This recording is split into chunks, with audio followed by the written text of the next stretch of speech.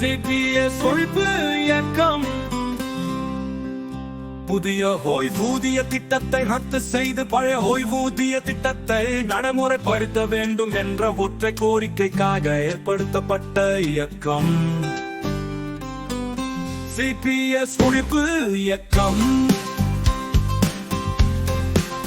அறிவித்த 80 போராட்டங்களையும் அறிவித்தவாறு நடத்திய இயக்கம் சிபிஎஸ் ஒழிப்பு இயக்கம். சிபிஎஸ் ஒழிப்பு இயக்கம் எந்த சங்கத்திற்கும் போட்டியாக உருவாக்கப்படவில்லை.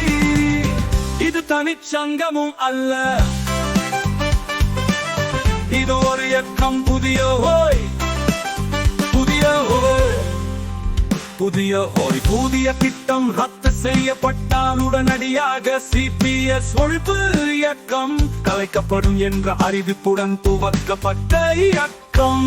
நீங்கள் எந்த பொது சங்கத்திலும் எந்த துறை சங்கத்திலும் உறுப்பினராக இருங்கள்.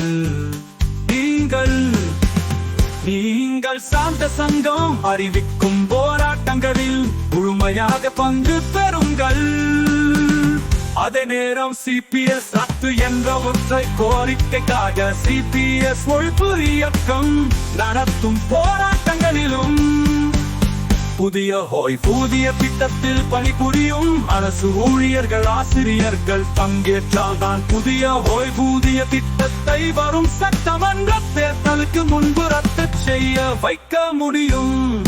தேர்தலுக்கு முந்தைய காலகட்டம் ஆட்சியாளர்களுக்கு பலவீனமான காலகட்டம். ஆட்சியாளர்கள் பலவீனமாக இருக்கும் காலகட்டத்தில் பலமாக ஊசலாட்டம் இல்லாமல் சமரசம் இல்லாமல் போராடினால் வெற்றி உறுதி. காலம் நமக்காக காத்திருக்காது, காலம் பொன் போன்றது.